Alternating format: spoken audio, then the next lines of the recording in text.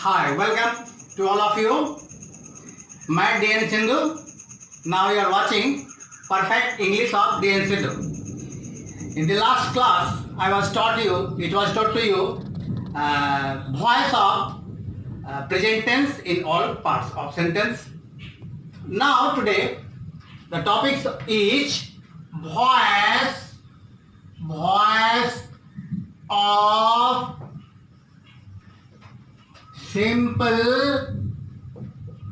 simple past in all sentences. This is the topic of today. Voice is very important and very useful when you are talking, you are writing, and you are reporting, and you are making articles. So very important. It's very useful when you are conversing. Now you see, कैसे हम पहचानेंगे कि voice ये past simple का है। तो सीधा सवाल है कि एक्टिव से हम पैसिव बनाते हैं तो उसके अंत में पाया जाता है किया गया, पाया गया, इस तरह से, या पाया गया था, किया गया था, इस तरह का सेंटेंस होता है पैसिव में।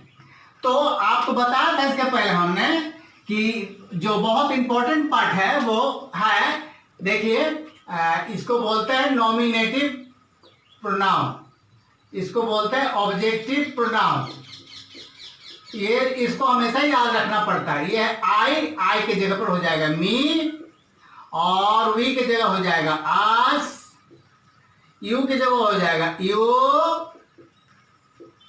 और ही के जगह हो जाएगा हिम, और सी के जगह हो जाएगा हर, और दे के जगह हो जाता है देम।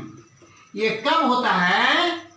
जब ये सब्जेक्ट में होता है, ये जब सब्जेक्ट होता है एक्टिव में, और जब इसको पैसिव में ले जाते हैं तो ये टर्न कर जाता है ऑब्जेक्ट में, यानी आई के बदले मी हो जाता है। और ये जब ऑब्जेक्ट रहता है सेंटेंस में एक्टिव में, और इसका जब हम लोग पैसिव में लाते हैं सब्जेक्ट के जगह में, तो मी के बदले आई हो जाता है। ये टर्न करता है I to be, me to I, we to us, us to we, you to you, you to you, he से हिम, हिम से ही, सी से हर से सी, दे से देम से देम।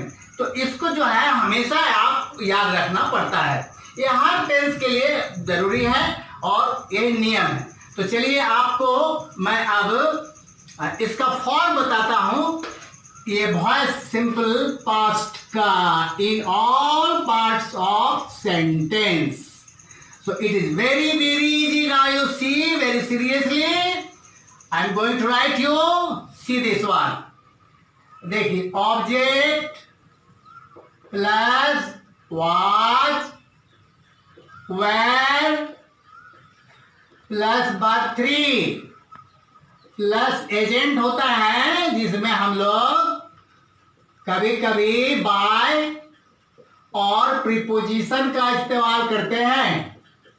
ये कभी कभी प्रीपोजिशन का भी इस्तेमाल होता है।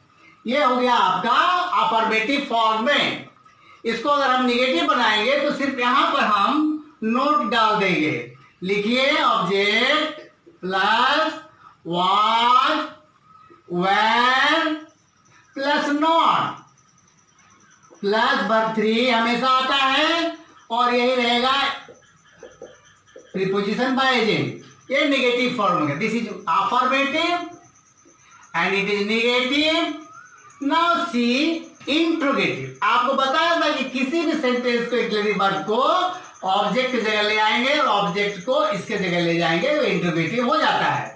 You see here, was, were plus object plus 3 plus by 3 plus दे दें एजेंट यानी बाय या प्रीपोजिशन। ये हो गया interrogative.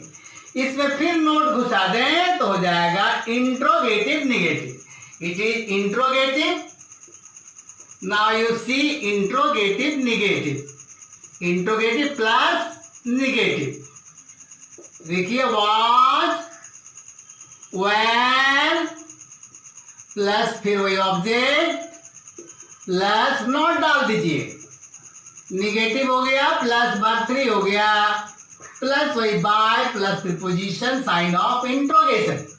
This is the form of simple past, और in affirmative, in negative, interrogative और इंट्रोगेटिव निगेटिव।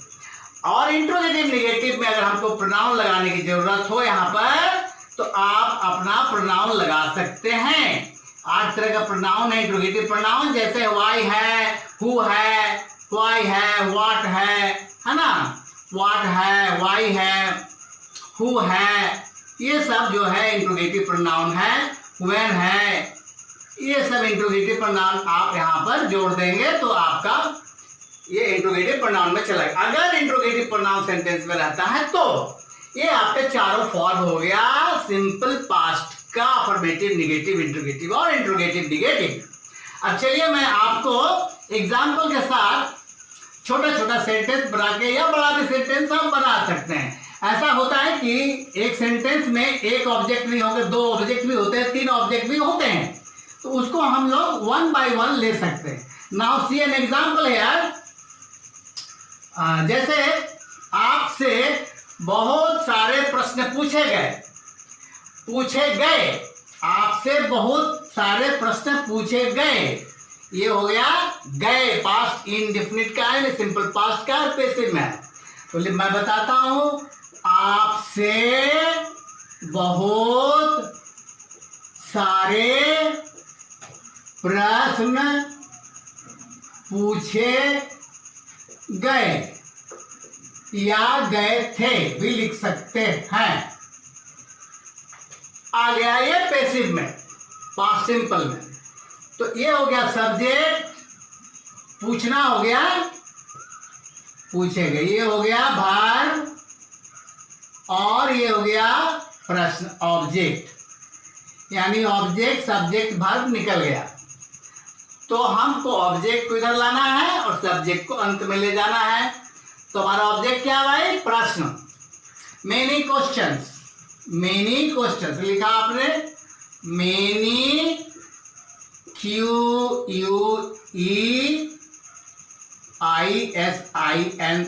क्वेश्चंस हो गया ऑब्जेक्ट, और ये प्लूरल है इसलिए लगाया वेयर। और पूछना का अंग्रेजी होता आस्क्ड, हो जाता है वर्ब 3 आस्क्ड, ASKAD आस्क्ड। अब लगाया यहाँ प्रीपोजिशन टू यू, यू का यू होता है, तो हो गया many questions were asked to you. इसको हम दूसरे ढंग से भी बना सकते हैं, देखिए बना के दिखाते हैं। यू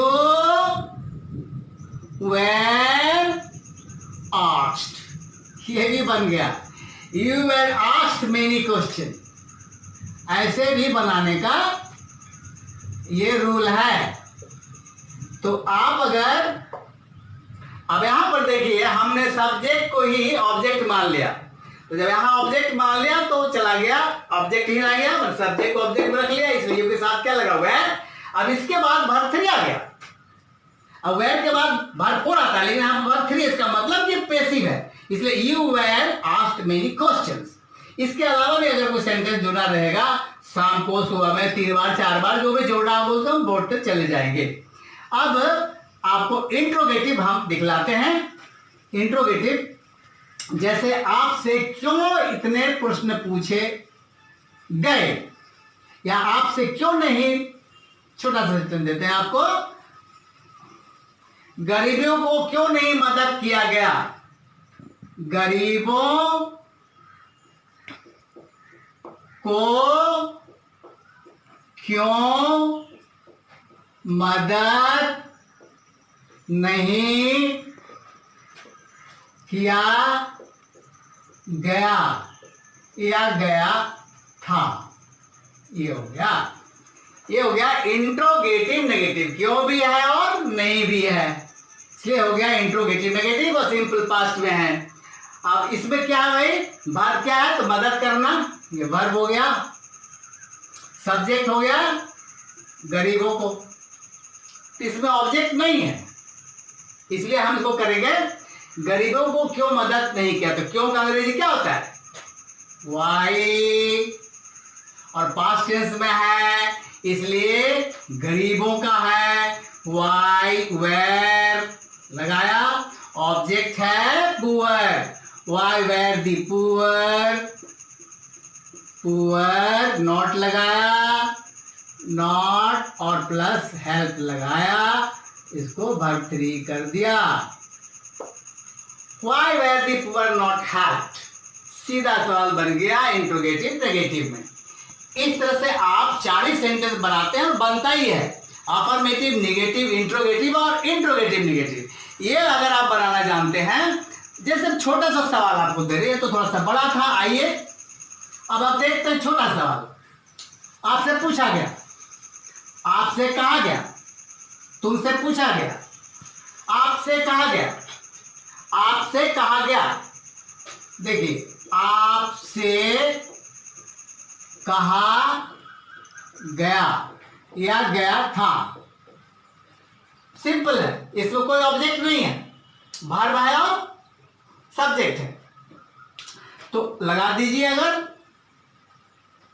जिस सेंटेंस में ऑब्जेक्ट नहीं हो उस सेंटेंस के सब्जेक्ट को ही हम ऑब्जेक्ट मान लेते हैं, इसलिए पास्ट टेंस में होने के नाते यू के साथ क्या रहेगा? You were. और यहां पर कहा गया, कहना का बहुत होता है, सेड भी होता है या टोल्ड भी होता है।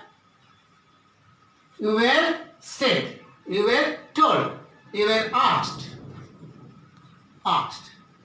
अब आपको थोड़ा सा सुना सुना लगता है तो हम इसको ऐसे भी अपने बना सकते हैं। देखिए, ईट लगाया और वाज कर दिया, ईट के साथ वाज आ गया, ईट वाज। टोल्ड लगाइए, सेड लगाइए या आश लगाइए और यहां पर टू जोड़ दीजिए, टू यू। यहां पर देखिए कमाल, यहां पर हमने यू को पीछे ले गया ऑब्जेक्ट की जगह पर, तो टू प्रीपोजिशन लगाया गया। इसको हम ऐसे ही बना सकते हैं, you were asked, you were told, you were said. उसको हमने एक, इसको बोलते हैं अपने जेब से ईट को निकाला। ये ऐसा कनेक्टर्स है जिसका हम लोग देयर है, ईट है, इस्तेमाल करते हैं। It was told to you, it was said to you, it was asked to you. यहाँ पर बहुत कुछ सकता है, it was inquired to you, तो इस you are it was advice to you. जो भी आप वर्ब होगा वो वर्ब 3 होगा। तो छोटा सा सेंटेंस आपने सीखा, बहुत इजीली आपको मैंने बता दिया।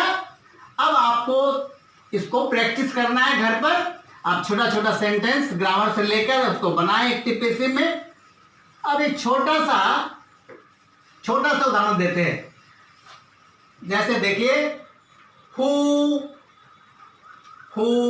Did this, who did this, छोटा सा सेंटेंस एक्टिव में, इंट्रोगेटिव में, हु डिड दिस, इसको पैसिव बनाया गया।